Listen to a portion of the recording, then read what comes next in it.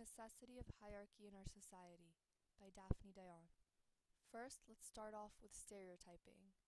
I want you to describe in your own words the two children in this picture.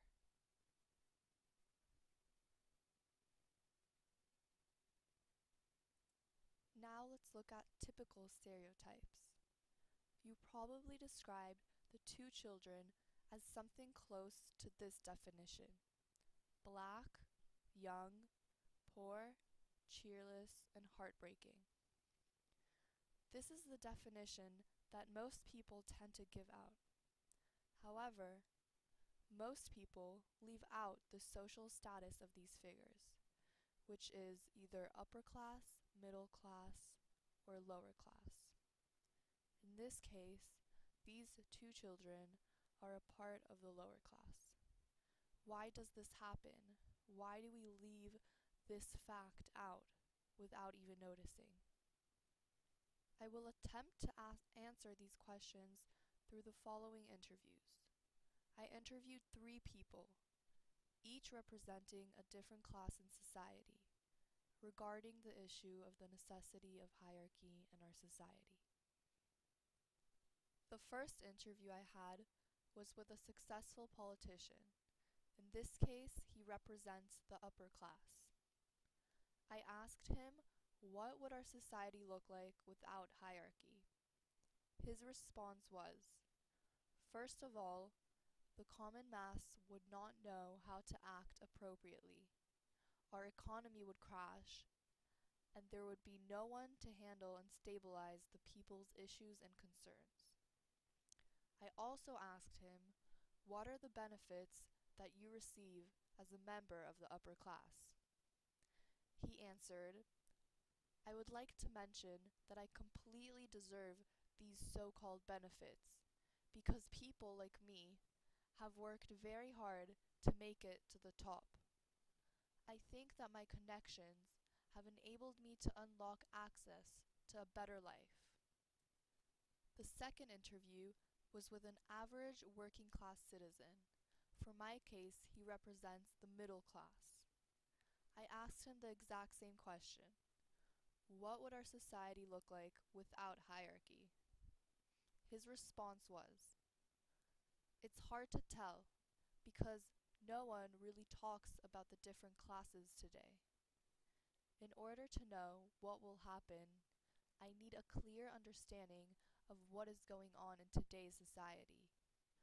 But overall, I think that it is impossible without hierarchy because it encourages people to work hard in order to get to the top.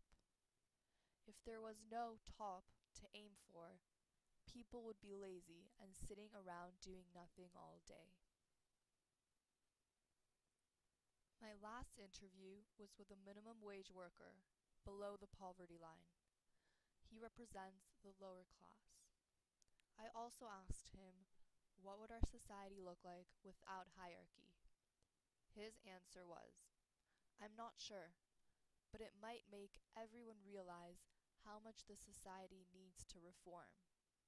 It's not fair that people who do not work as hard as me get to tell me how to live my life. I work very hard and do not see the outcome. After interviewing these people, we can draw conclusions from these interviews as to why does this happen. To answer the frustration of some of the people I interviewed, I can only say that this is the way society is built. Most people choose to believe that the United States is a classless society, just as you chose not to mention the children's class in the picture I showed to you previously. This is because by avoiding the reality, we suppose that we can ignore discrimination between the classes. The reality is that we must acknowledge that there is social hierarchy in our lives, and we must know where we stand in it and how we can advance in it and aspire to reach the top. So, do we need hierarchy? History proves that in fact our society does need hierarchy. An example in history happens in Rome in 73 BC. Spartacus, a slave, and 2 Gallic gladiators led a riot at a school. Out of 200 gladiator slaves, less than 80 escaped, using kitchen tools as weapons. When soldiers tried to stop the band of escaped slaves, the band used their accustomed gladiatorial weapons, easily defeating the soldiers.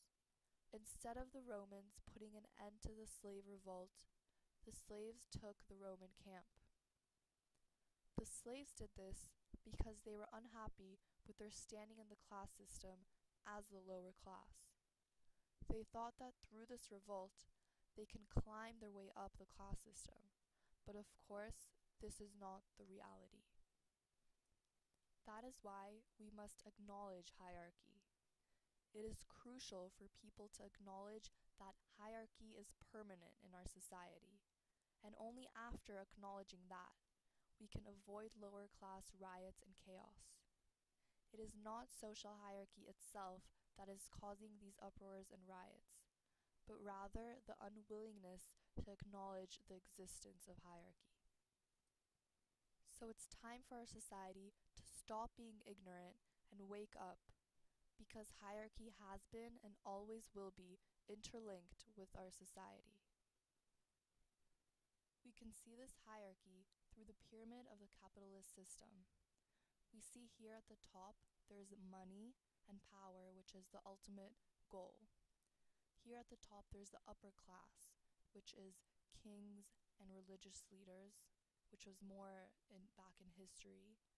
And here we have the middle class who are enjoying their lives.